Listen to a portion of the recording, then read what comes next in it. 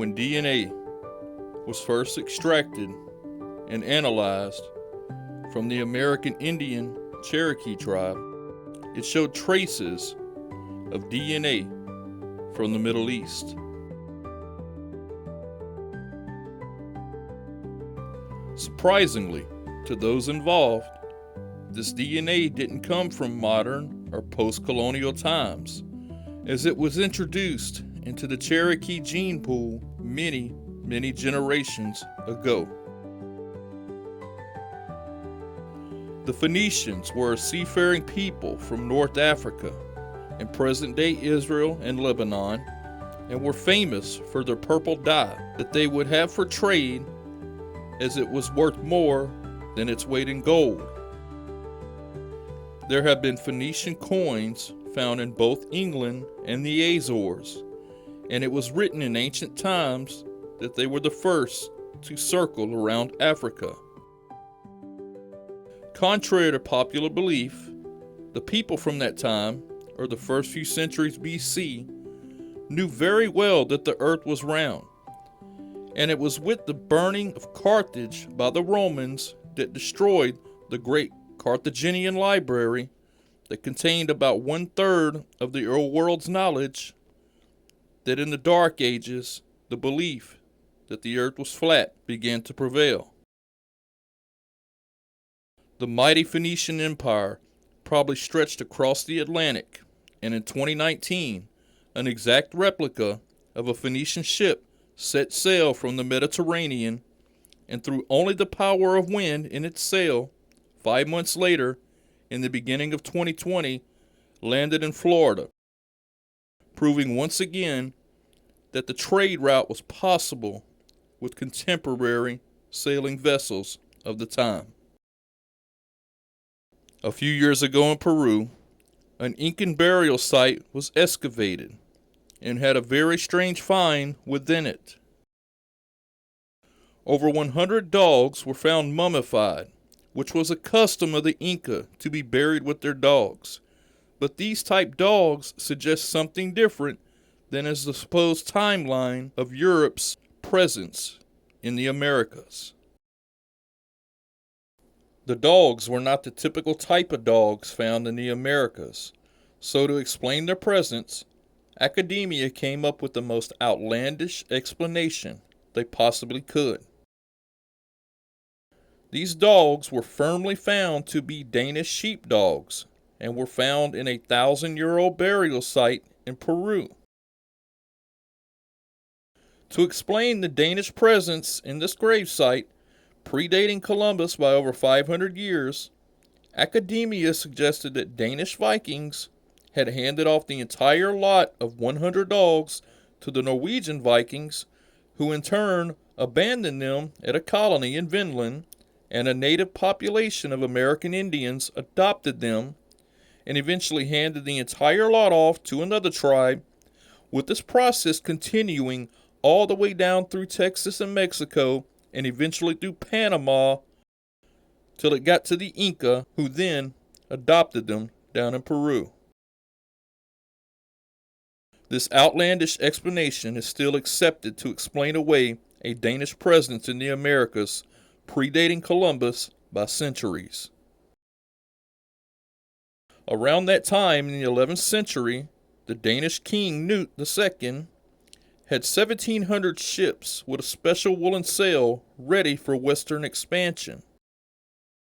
They were alleged to have landed in Santos, Brazil, to make a journey to a pre-constructed fortress in a mountain in Paraguay. There is a mountain there today in a town called Pedro Juan Caballero named Itaguambape, which translates to Fortress Mountain.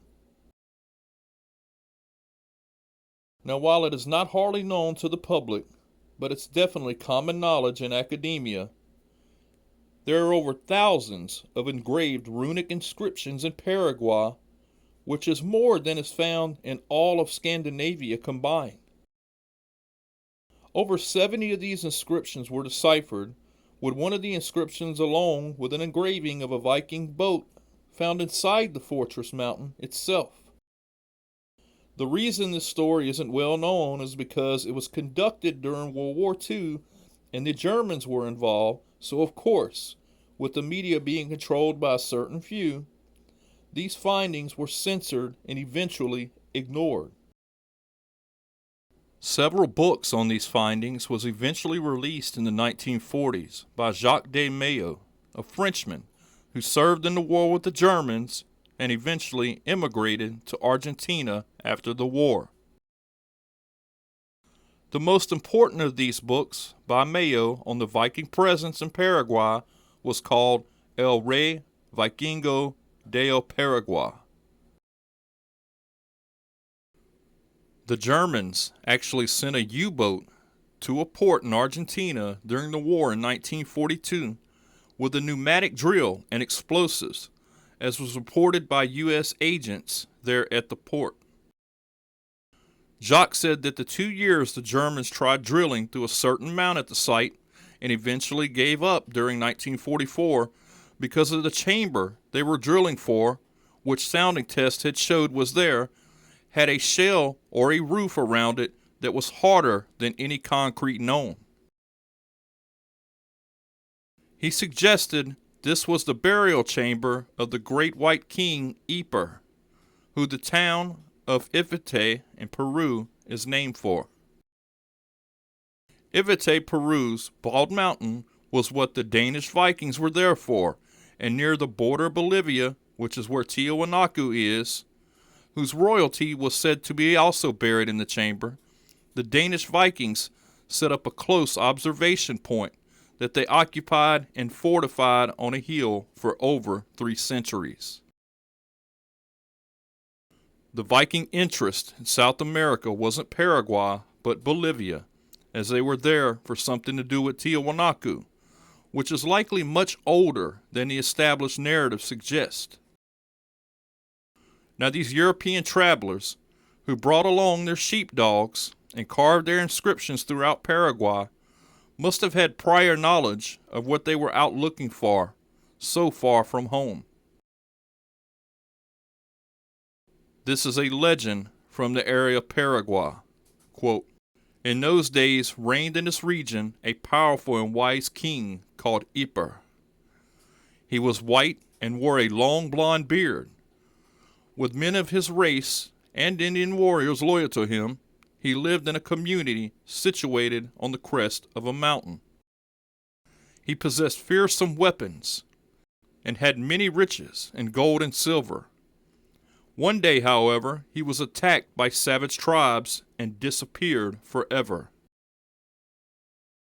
This was recorded by natives at the area as handed down through tradition." This is an artifact with the swastika on it, found in the area, which is a known symbol used by the Vikings. These are blonde-haired mummies on display in Lima, Peru, who were told by Pizarro from the Incas that they were the Viracocha who had founded their civilizations.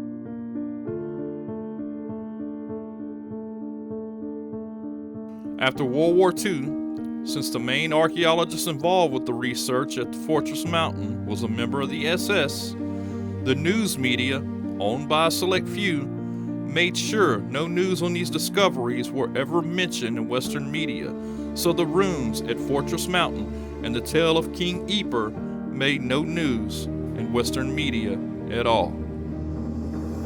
Nor did the discovery of the Danish sheepdogs, which were discovered mummified by the Inca, with the most outlandish of explanations by academia, were ever truly explained, or got any traction in our selectively censored media that's owned by a certain few. I've covered before about the evidence for the Phoenicians in the Americas, but others from Europe before Columbus most likely came to the Americas as well. Olham is a very unique Celtic alphabet that's unlike others in Europe, and is said to have been a cryptic alphabet that may have been created by the Druids. It's said that it was created to be confusing to those who knew Roman. There is an Irish legend which is also found in books, of the language being created by Phineas, which was the great-grandson of Japheth, a son of Noah, that was said to have populated Eurasia after the Great Flood. The tale says Phineas, a Scythian who went to the Tower of Babel to study the languages that were created from the confusing of tongues after it fell, and after 10 years of study, Phineas created from the best parts of the many languages what he called the selected alphabet, which today we call Oham. On a side note, for a different topic, the son of Phineas, called Nel, was married to an Egyptian princess called Skata, which is where we get the name Scotland from. The son of Nel and Skata was called Goidel, who is said to have been given his name to the language called Gaelic. In the Americas, in 1989, evidence showed up for a European presence before Columbus in a cave in West Virginia. A skeleton was found in this rock shelter that looked to be European in origin. Later, mitochondrial DNA was extracted from a tooth of the skeleton, and radiocarbon dating showed it was from 700 AD. The DNA was compared to others in the catalog and confirmed to be European.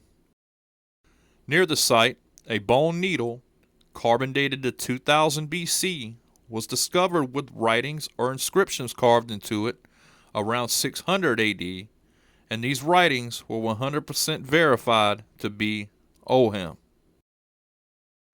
The discovery by archaeologist Robert Powell was heavily censored and certainly isn't known by the wider public today. It confirmed a presence of Europeans in America centuries before Columbus.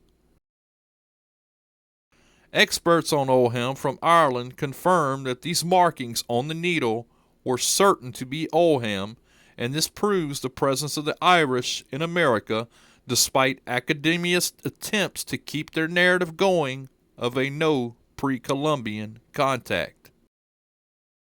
Petroglyphs can be found throughout the western part of the Americas, as the American Indians carved many different types into the rock faces, yet in Colorado, what's explained away as Indians sharpening tools might be something entirely different. The sharpening or tool marks somehow ended up being shaped exactly as the alphabet of Oham, and somehow accidentally they did this so precisely till entire words in Oham can be read. Amazingly, these marks made by sharpening their tools even depict words such as Gemini, with nearby an accidental sharpening of tool marks that ended up looking like a sailboat. There have been finds throughout history of the United States that don't line up with the no pre-Columbian European contact. The Kensington runestone, which I covered in the previous video, is an example of the many artifacts discovered that go against the established academic narratives. Roman coins have been discovered, along with linguistic similarities that can't be explained, such as tribes of American Indians having many words that are pronounced the same in Gaelic. And down in Louisiana and Mississippi, it was discovered that the Tunica tribe of Native Americans had hundreds of words that were spoken the same and meant the same in ancient Egyptian Coptic, and all had to do with trade. The Native American Mandan tribe were said by many to have complexions as that of people of Southern European, with features like brown hair and gray to blue eyes. This was discovered in other tribes as well, as the American West was colonized. The cloud mummies of Peru were discovered with blonde and brown hair, and the Olmec had depictions of bearded men with what looks like to be turbans or Phrygian hats that were worn in Europe. From the tale of King Eper and Quetzalcoatl to Kukulkan, they were described as having beards with pale skin. Why would the natives of the Americas, who did not grow facial hair and were supposed to have had no contact with the old world, why did they describe and depict these central figures with beards if they had no knowledge of what a beard was? Did they just accidentally make up something that ended up being accurate? That's what we are told is the reason for this by our higher educated academics. Just like the explanation for Dutch sheepdogs in 1,000-year-old Incan burial sites, they don't care how outlandish it sounds as long as that narrative gets pushed, and anyone who suggests otherwise is ostracized and will not get a good review in the academic Bible of Wikipedia. The natives just dreamt up light skin and beards, just like Plato just accidentally but accurately dreamt up the Atlantic Ocean and dreamt up the Mediterranean being a harbor, and was even so accidentally accurate in his fable that he talked about the continents of the Americas into existence. The age of Aquarius symbolizes the pouring out of knowledge. The more people who awaken and analyze the information for the truth, the more worried those who try to stop it from pouring out get nervous. The light-skinned American Indian Mandan tribe were discovered to be fluent Gaelic speakers of Welsh and knew of the names of Mary and Jesus. All over eastern Kentucky, artifacts were found with the cross in a circle, and stones were discovered that were identical to the stones found in Troy. This artifact was discovered in a mound in Georgia. The DNA profile of the Ichagua Native American tribe was identified to have a lineage that was clearly European in origin and was too old to be due to genetic mixing since Columbus' discovery of the New World. Perhaps the Mandan tribe, similar to Plato, just accidentally, accurately invented a language that was identical to that spoken in Wales. My name is MJ. Thank you for listening.